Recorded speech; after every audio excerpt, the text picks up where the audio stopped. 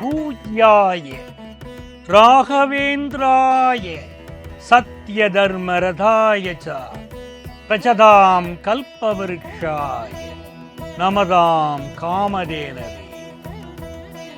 ஸ்ரீ ராகவேந்திர சுவாமிகள் திருக்கோயில் சாலிக்கிராமம். இன்று நாம் இந்த பிருந்தாவனத்தை தான் தரிசிக்கப் போகிறோம். புண்ணிய பூமியாம் பாரதத்தில் நம்முடைய புராதனமான சனாதன தர்மத்தில் தாய் தந்தையருக்கு பிறகு அடுத்த ஸ்தானத்தில் குருவை வைத்து நாம் போற்றுகிறோம். குரு என்றால் என்ன பொருள்? அஞ்ஞானம் எனும் இருளை நீக்கி மெய்ஞானத்தை காட்டுபவர்தான் குரு. நம்முடைய இந்திய திருநாட்டில் குரு வணக்கத்திற்கு அதிக முக்கியத்துவம் கொடுக்கப்படுகிறது. அப்படிப்பட்ட ஒரு அற்புத குருதான் மகான் ஸ்ரீ ராகவேந்திரர். இவர் பிரகலாதனின் மறு அவதாரமாக அறியப்படுகிறார்.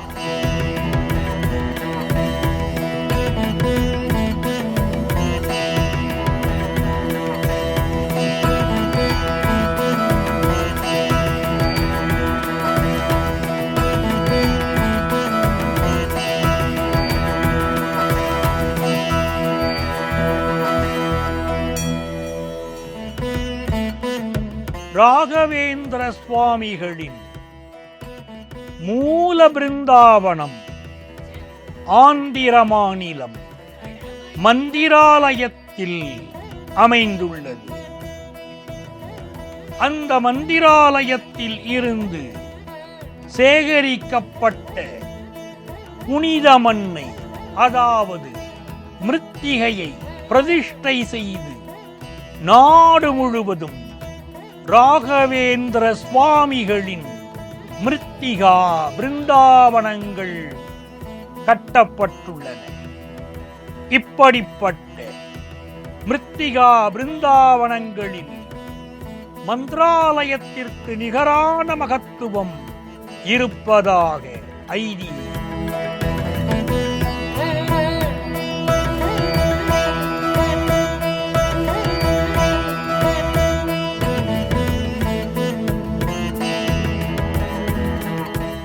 ராகவேந்திர சுவாமிகள் 16ஆம் நூற்றாண்டில் வாழ்ந்த இந்து மத மகான்.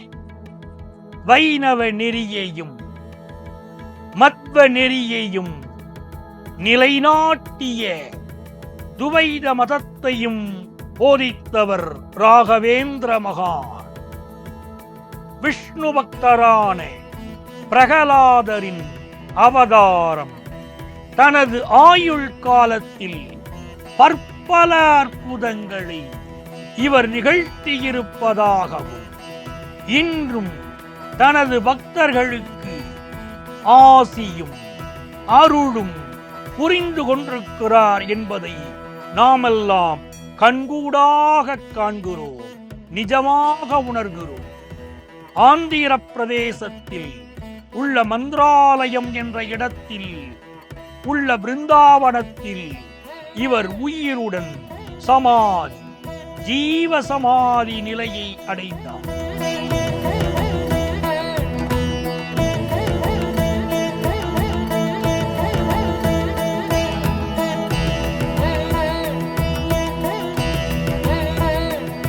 அன்பர்களே, சங்குகர்ணன் என்ற தேவன் ஒரு சாபத்தின் காரணமாக இந்த உலகில் அரக்கர் வேந்தன் இரண்யகசிபுவின் மகன் பிரகலாதனாய் பிறந்தார்.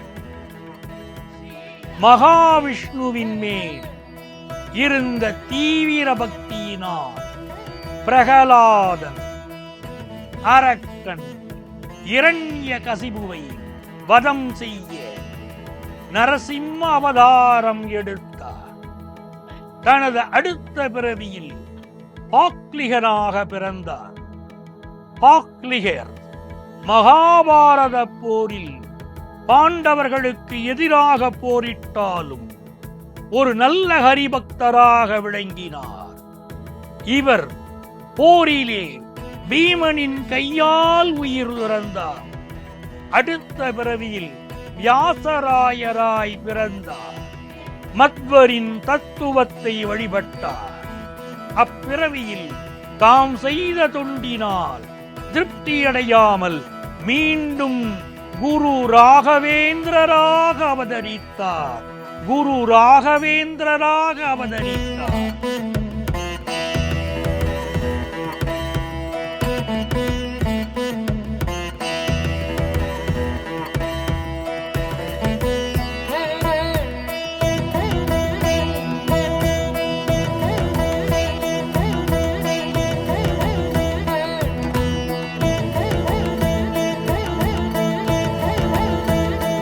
சுக்லபக்ஷ சப்தமி திதியில் மிருகசீரிட நட்சத்திரத்தில் அவதரித்தார் ஸ்ரீ ராகவேந்திரர்.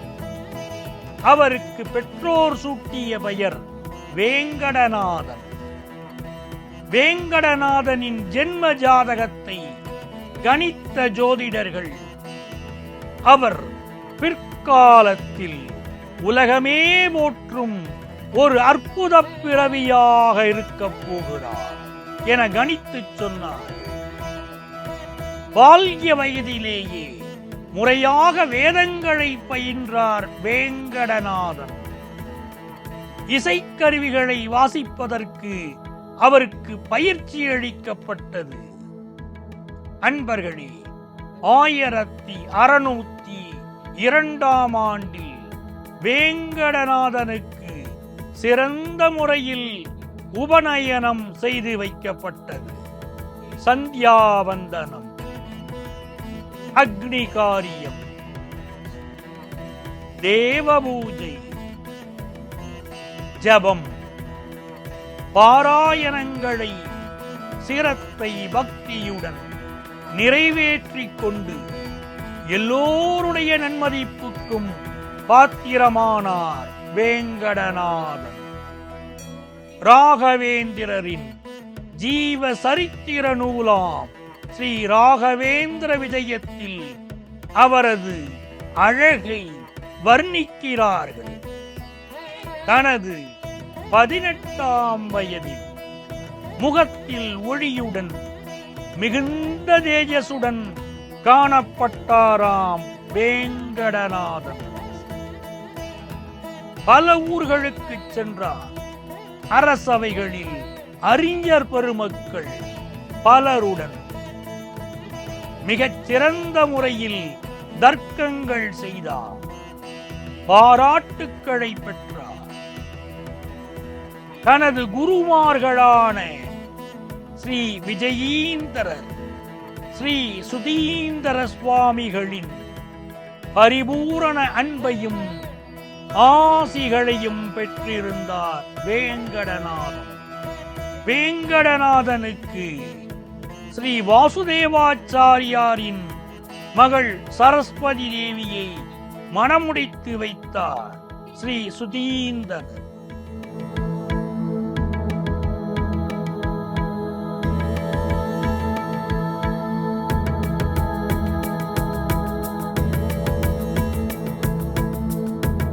ராகவேந்திரரின் அற்புதங்கள் கோடி கோடி. இந்த மண்ணிலே வாழ்கின்ற பலருக்கும் வாழும் காலத்திலேயே உங்கள் துன்பங்கள் தீரவும் உங்கள் நியாயமான கோரிக்கைகள் நிறைவேறவும் ராகவேந்திரர் இன்றளவும் அருள் புரிந்து வருகிறார். ஒருமுறை வேங்கடநாதனை ஒரு செல்வந்தர் தன் வீட்டு பூஜை அறையில் பங்கேற்றுவிட்டு போஜனம் செய்ய அழைத்தாரா. அங்கு சென்ற வேங்கடநாதனை பூஜைகள் செய்துவிட்டு சூக்த பாராயணங்கள் செய்தார். வேங்கடநாதனின் மேன்மைகளை அறியாத அந்த வீட்டு புரோகிதரின் மகன் மரியாதை குறைவாக வேங்கடநாதனை நடத்தினார். வேங்கடநாதன் அக்னி சுத்தம் பாராயணம் செய்தபடியே சந்தனத்தை அரைத்துள்ளார். மதிய போஜன வேளை. போஜனத்திற்கு முன்பு பூஜைக்கு வந்தவர்கள் வேங்கடநாதர் அரைத்துக் கொடுத்த சந்தனத்தை உடம்பில் பூசினார்கள். கடும் நெருப்பு போல் உடம்பிலே ஒரு எரிச்சல் உண்டாகியது. அப்போதுதான் வேங்கடநாதனை அவமதித்த தவறை உணர்ந்தார் அந்த வீட்டின் புரோகிதர்.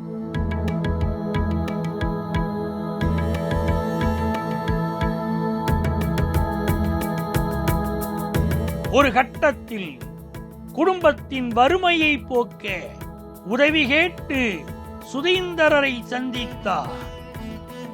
இதற்கிடையிலே மத்வநவமி அன்று இரவிலே சுதீந்தரர் ஒரு கனவு கண்டார். அதில் வேதவியாசர் மத்வாச்சாரியார் தோன்றினார். வேங்கடநாதன் மத்வ மடத்தின் அடுத்த அதிபதியாகவே ஆவதற்கு பூமியிலே அவதாரமாகியிருக்கிறார் என்று சொன்னார்கள். அவருக்கு ராகவேந்திர தீர்த்தர் என பெயர் சூட்டி மடாதிபதி சிம்மாசனத்தில் அமர்த்தி பட்டாபிஷேகம் செய்யும்படி ஆணையிட்டார்கள்.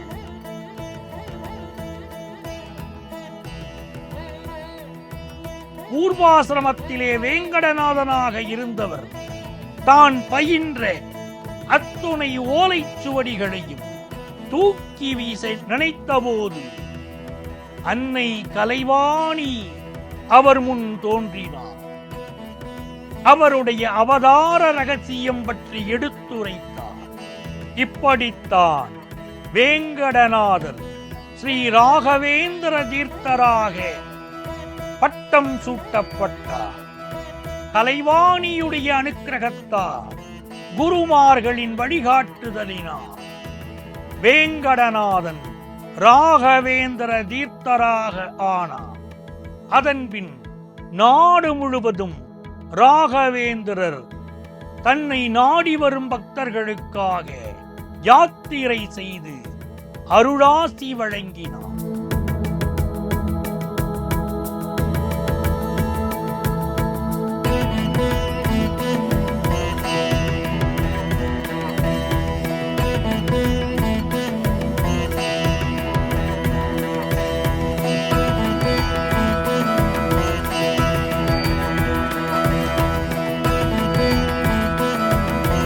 முகலாய மன்னன் ஒருவன் மசூத் கான் குதிரையில் சென்று கொண்டிருந்தார். போர் முனையில் இருந்து ஒரு ஓலைச்சுவடி வந்தது. அதை பிரித்து பார்த்த மன்னனுக்கு அதிர்ச்சி. அதில் இருந்த எழுத்துக்கள் தமிழில் எழுதப்பட்டிருந்தன. அப்போது வெங்கண்ணன் என்ற ஆடு மேய்ப்பவரை அழைத்து கடிதத்தை படிக்கச் சொன்னார் மசூத் கான். வெங்கண்ணன் படிப்பறிவில்லாதவன், தன்னால் படிக்க இயலாது என்றார். அந்த ஆடு மேய்ப்பவன் பொய் சொல்வதாக கருதினார். அந்த நேரத்திலே அந்த வெங்கண்ணனை ராகவேந்திரருடைய வரம் காப்பாற்றியது. வெங்கண்ணன் ராகவேந்திரரை அவருடைய யாத்திரையின் போது தரிசனம் செய்திருந்தார். அந்த அருளாசியினால் அவனுக்கு இப்பொழுது கல்வி ஞானம் ஏற்பட்டது. ராகவேந்திரரின் அருளாசியினால் படிப்பு வாசனையே இல்லாத வெங்கண்ணனுக்கு அந்த கடிதத்தை வாசிக்கும் திறமை புலமை கிடைத்தது. அந்த வெங்கண்ணன் பிற்காலத்தில் திவான் பதவி அடைந்தார். படிப்பு வாசனை கூட இல்லாத ஒருவனுக்கு ராகவேந்திரரின் மகிமை திவான் பதவி தந்தது.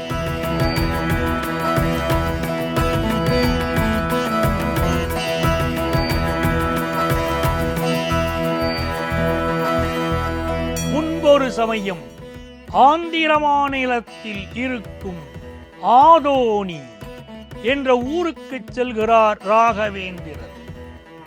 அங்குதான் வெங்கண்ணன் சபையிலே அரச அவையிலே இருக்கிறார்.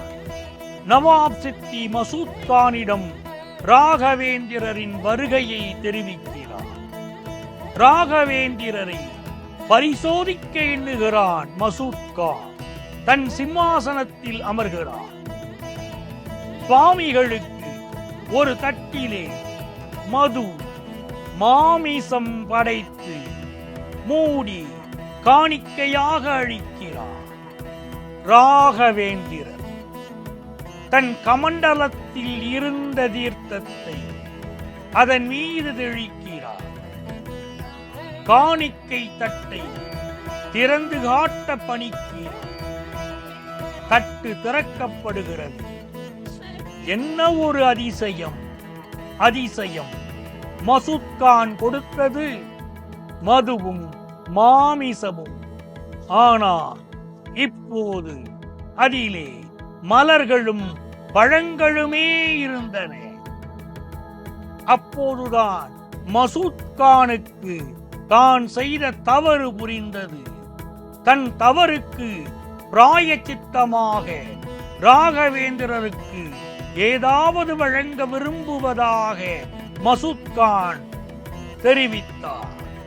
அதற்கு ஆதோனி சமஸ்தானத்தில் இருக்கும் மாஞ்சாலை கிராமத்தில் தற்போது மந்திராலயம் அமைந்திருக்கும் பகுதியில் தான் ஜீவசமாதி அடைய நினைத்திருப்பதாக சொல்கிறார் ராகவேந்திரர். மாஞ்சாலை கிராமத்தை மகிழ்ச்சியுடன் வழங்கினான் மசூத் கான்.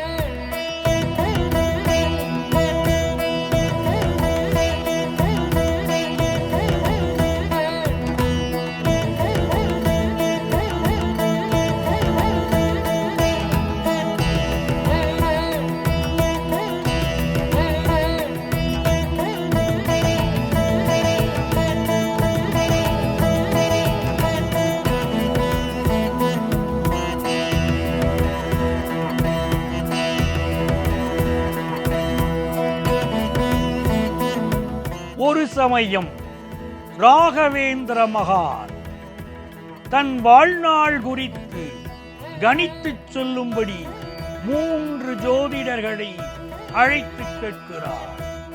3 பேரும் 3 விதமான கணிப்புகளை சொன்னார்கள். ஒரு ஜோதிடர் 100 ஆண்டுகள் ராகவேந்திரர் வாழ்வார் என்றார். மற்றொரு ஜோதிடர் 300 ஆண்டுகள் அவரது ஆயுட்காலம் என்றார். 3வது ஜோதிடர் 700 ஆண்டுகள் அவர் வாழ்வார் என்று கணித்து சொன்னார். அது எப்படி ஒருவருக்கு 3 ஆயுட்காலம் இருக்க முடியும்? 3 ஜோதிடரும் 3 கணிப்புகளை சொல்கிறார்களே, அது என்னவென்றால், பூத உடலாக 100 ஆண்டுகளாகவும், கிரந்த வடிவத்தில் அதாவது நூல்களின் வாயிலாக ராகவேந்திரர் 300 ஆண்டுகளும், பிருந்தாவனத்தில் 700 ஆண்டுகளும் வாழ்வார் என்பதே அந்த ஜோதிடர்கள் சொன்ன கருத்தின் உட்பொருள்.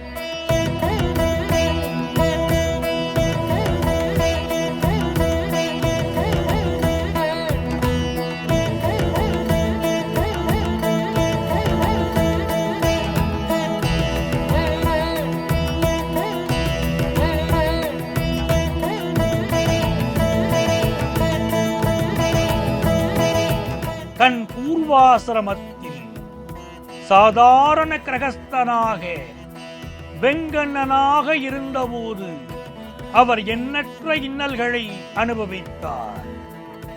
அதனால்தானோ என்னவோ இன்றளவும் தன்னை நம்பி நாடி வரும் பக்தர்களின் ஏழ்மையை போக்கி சுபமான நல்வாழ்வை அருளி வருகிறார் மந்திராலய மகான் ஸ்ரீ ராகவேந்திரர்.